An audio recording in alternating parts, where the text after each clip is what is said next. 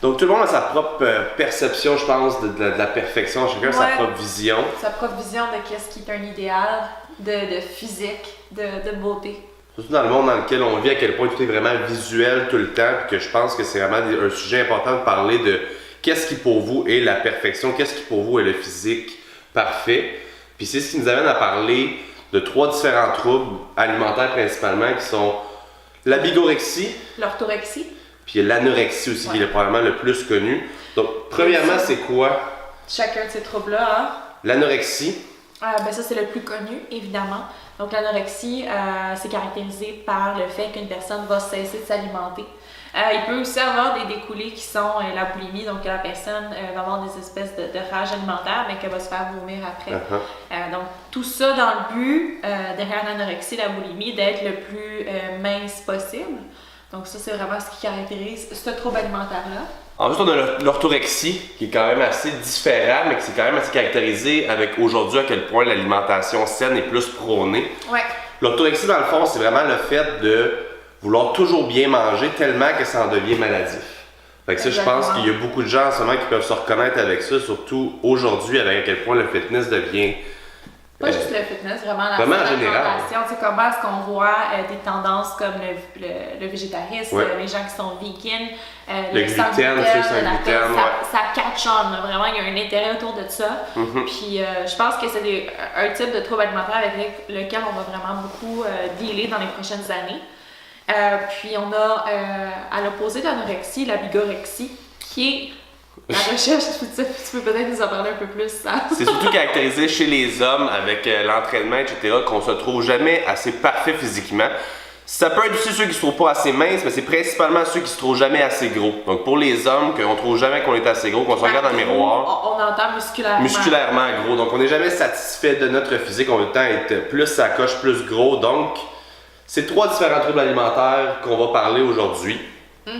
Premièrement, peut-être parler de à quel point nous, ça peut nous rejoindre de notre côté. Nos expériences personnelles à propos de ça, parce que autant qu'un trouble alimentaire, oui, ça peut être diagnostiqué au niveau médical comme une maladie qui est mentale, qu'on peut en ressentir quand même les découlés plus au niveau de la société, plus au niveau des attentes qu'on a envers nous-mêmes, puis sans nécessairement souffrir d'un trouble alimentaire propre, avoir des espèces de symptômes ou de manifestations de ce trouble-là. Puis ça, c'est assez généralisé. Là. Je pense que tout le monde a peut-être une petite tendance, un petit penchant vers l'un ou l'autre. Là. Pour parler pour ma part, je peux le voir que depuis que j'ai commencé à m'entraîner, c'est certain qu'on se regarde à quel point la société est visuelle. Dans les gyms, la compétition entre les gars, tout le temps se regarder, tout le temps vouloir être le plus gros, le plus fort. Donc c'est certain que oui, il peut y avoir un petit peu de bigorexie là-dedans, de jamais se trouver de... En fait, la compétition aussi, on se trouve jamais assez... Ça coche, on va tout le temps être plus gros, plus musclé. Donc oui, je pense que j'ai pu vivre ça mentalement, puis même de le transformer tranquillement vers l'orthorexie un petit peu aussi avec le fait de jamais vouloir tricher, de jamais vouloir, ou de si je voulais aller tricher, j'avais l'espèce de mentalité de aïe, je vais foutre en l'air ma semaine au complet, il va falloir que j'aille sur le cardio le lendemain. Donc aussitôt qu'il y a justement une culpabilité qui va embarquer là-dedans, qu'on dirait que t'es plus sain avec ta tête, tu t'empêches de manger dans la famille, j'allais à Noël, non, je mange pas votre bouffe, j'ai mes plats à moi, j'ai mes affaires. Ouais, fait que c'est un peu comme un mix des deux, là, comme tu dis, autant un petit peu d'orthorexie que de bigorexie. Moi, dans mon cas, je vous dirais que depuis que je m'entraîne, que je suis des plans alimentaires, ça a calmé un aspect de moi qui tendait plus vers l'orthorexie et l'anorexie. Donc, quand j'étais plus jeune, moi, je me suis mis sur des plans alimentaires autour de 13-14 ans. Là, je commençais déjà à me préoccuper beaucoup de ça. Puis, à ce moment-là, je trouvais que j'avais trop de masse musculaire. Moi, j'avais comme modèle dans ma tête. Là, je ressemblais à une mannequin de Victoria's Secret. Puis là, j'allais regarder sur Internet, bon, combien qui pèsent les filles. Bon, 110 livres, la fille mesure 5 pieds 8. Je suis quand même assez grande, fait que je me disais, bon, ben, écoute, j'ai 15 ans, je pèse 130 livres, faut vraiment que je perde 25 livres, là, ça presse, là. Fait que je me mettais là-dessus, puis j'avais aussi vraiment un penchant pour l'orthorexie, quelque chose que je pense que, tu sais, ben, en étant dans l'alimentation saine, le fitness, peu importe, c'est toujours quelque chose qu'on va considérer. C'est pas nécessairement un trouble alimentaire, je pense que c'est plus juste une préoccupation parce qu'on connaît tout l'impact que l'alimentation a non seulement, oui, sur notre apparence physique, mais aussi sur la façon dont notre corps fonctionne, nos organes fonctionnent, comment est-ce que l'ensemble de notre système fonctionne en tant que tel. Puis on sait que, écoute, moi je peux pas manger n'importe quoi, manger du sucre, manger des gras trans parce que je vais me sentir comme de la merde, là.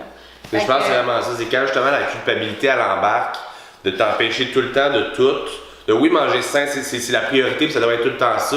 Mais si vous avez envie de manger vraiment quelque chose, puis qu'il y a tellement la culpabilité, puis que ça va tellement vous ronger, monter votre cortisol tellement vous êtes stressé de pouvoir manger cet aliment-là ou whatever, là, je pense que c'est un red flag, c'est dangereux pour vous. Mentalement, c'est pas sain non plus. Puis là, tu parlais des filles de Victoria's Secret. Je pense qu'on devrait aller justement vers ce sujet-là, de parler de à quel point les gens se laissent influencer puis regardent tout le temps des modèles.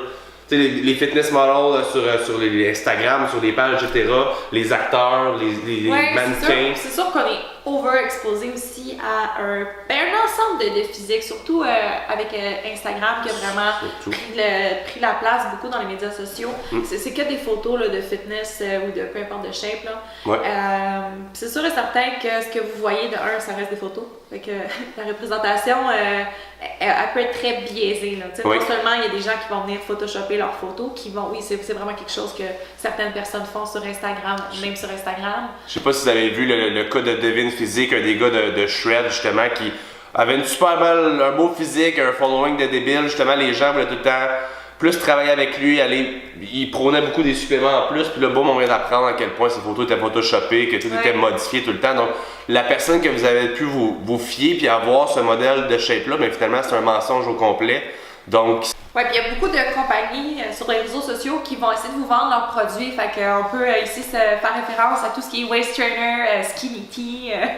C'est quoi d'autre? C'est quoi les autres noms? Je sais même pas c'est quoi les... Tout ce qui est justement que vous pensez que ça va être trop beau pour être vrai un peu. Exactement, même les suppléments, là, on va s'entendre, là. Ils utilisent des modèles qui sont retouchés. Vous ne pas, c'est de la vente qu'ils essaient de faire. Puis les médias sociaux, que vous le vouliez ou non, c'est le meilleur accès que les compagnies ont directement au client qui est vous. Fait qu'est-ce qu'ils veulent vous vendre? C'est du rêve, carrément. Donc ils sont pas fous, là. Fait que est-ce que vous voyez les physiques ou peu importe les résultats qui sont promis, c'est carrément juste du scam, là.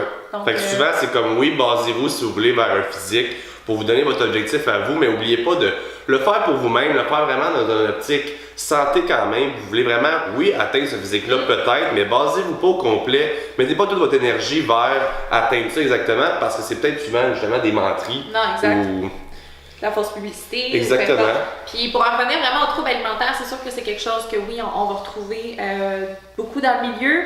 Pas parce que le fitness vous induit un trouble alimentaire, mais parce que dans le fitness, c'est bien vu de bien manger, c'est bien vu de s'entraîner beaucoup. Donc, c'est plus facile pour quelqu'un à la base qui a un trouble alimentaire de le camoufler. Versus quelqu'un qui aurait un trouble d'anorexie ou peu importe un trouble de bigorexie. Dans une société, s'ils baignait dans un univers où est-ce que les gens ne s'entraînent pas ou peu importe, ce serait décelé tout de suite. Mais pour ces personnes-là qui veulent le camoufler, le fitness, c'est un environnement idéal. Là. Ça passe inaperçu. Fait que vraiment, c'est vrai que les troubles alimentaires, c'est psychologique, c'est mental carrément. Puis c'est pas vrai que le fitness, par contre, va vous induire ces troubles-là si vous n'avez pas une prédisposition à les développer. Puis souvent, c'est carrément, les gens vont penser qu'ils ont ces problèmes-là ou peu importe. Quand au fond, c'est la société autour qui va un peu nous juger dans ce qu'on fait. On se fait poser une étiquette, là, pas, là. Quand tu t'entraînes, quand tu prends soin de toi, quand tu manges bien, c'est mal vu.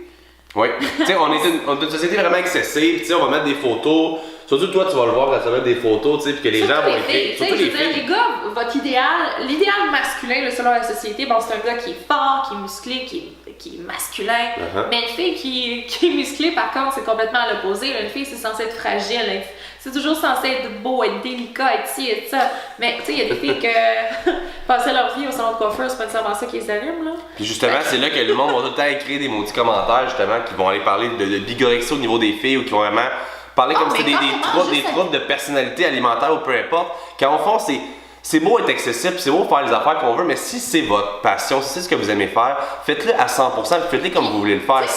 Si vous aimez les voitures, est-ce que j'en ai vous écœurer de dire arrêtez de mettre autant d'argent dans votre voiture, votre affaire? Pas du tout. Si c'est votre passion, vous faites ce que vous avez à faire, pas obligé absolument l'étiqueter comme t'as un problème mental parce que tu veux trop mettre d'argent dans ta voiture ou de quoi. Exemple, là, on prend un athlète olympique, là. C'est quelqu'un qui va le juger parce qu'il s'entraîne 6-7 jours semaine. Non, parce que c'est un athlète olympique, tu sais, il fait du sport. Mais par contre, quelqu'un qui s'entraîne pour atteindre des objectifs qui sont personnels puis qui sont pas nécessairement juste physiques, là, honnêtement. le fait de se surpasser au niveau alimentaire, au niveau de l'entraînement, ou que ce soit le fait de vouloir être en meilleure santé, on dirait que ça passe un petit peu moins bien dans la société. Ouais. Présentement, je ne sais pas si dans quelques années, ça va être différent. On sait que notre génération, à nous, fait vraiment vingtaine, trentaine, la plupart des gens s'entraînent, c'est quelque chose avec quoi ils sont familiers. Si on regarde nos parents, par exemple, c'est pas quelque chose qui était super populaire. Là. Non. Fait que ça vient de commencer ici, l'entraînement, puis vraiment la passion pour le fitness. Fait que ce sera de voir dans les prochaines années comment ça évolue. Mais en grosso modo, c'est de ne pas s'arrêter à des idées, puis de mettre des étiquettes sur le dos de quelqu'un qui s'entraîne juste parce que c'est différent ou juste parce que leurs objectifs sont différents des vôtres. Oui, c'est sûr qu'une fille qui veut prendre du muscle, c'est particulier, c'est pas commun. Mais je pense que ça démontre une force de caractère et tout. Fait que le fait de commenter sur les photos de la personne que la fille a l'air d'un homme ou quoi que ce soit. C'est complètement stupide. Honnêtement, là, entre vous et moi, là, la personne qui commente ça a juste l'air complètement arriérée. Autant que il y a quelques années, quelqu'un aurait pu commenter des commentaires racistes ou peu importe ou homophobes sur la photo de quelqu'un qui, mettons, un gars avec son copain, son conjoint.